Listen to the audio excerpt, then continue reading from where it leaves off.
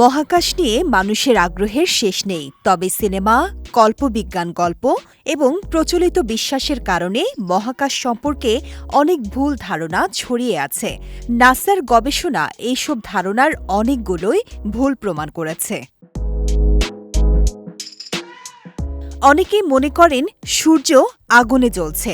বাস্তবে সূর্য কোনো সাধারণ আগুন নয়, এটি একটি বিশাল গ্যাসীয় নক্ষত্র, যেখানে পারমাণবিক ফিউশন প্রক্রিয়ার মাধ্যমে শক্তি উৎপন্ন হয়। সূর্যের আলো ও তাপ এই বিক্রিয়ার ফল।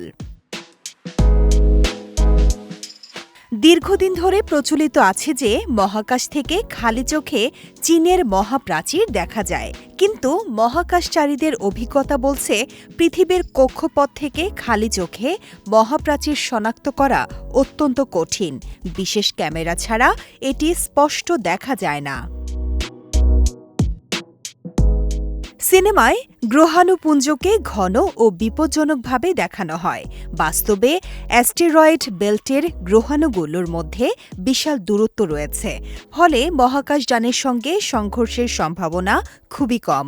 বহু মহাকাশযান নিরাপদে এই অঞ্চল অতিক্রম করেছে। এটিও একটি জনপ্রিয় ভুল ধারণা।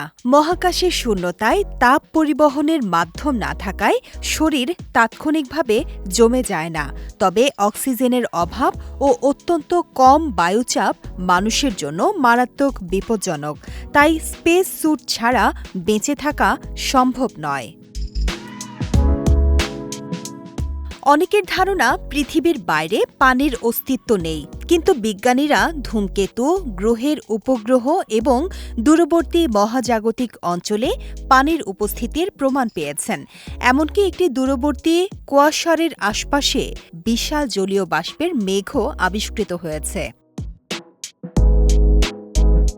মহাকাশ সম্পর্কে প্রচলিত অনেক ধারণাই বাস্তবতার সঙ্গে মেলে না। বিজ্ঞান ও গবেষণার অগ্রগতির ফলে এইসব ভুল ধারণা দূর হচ্ছে এবং মহাবিশ্বের প্রকৃত চিত্র আরও স্পষ্ট হয়ে উঠছে। বিজয় টিভি নিউজ ডেস্ক।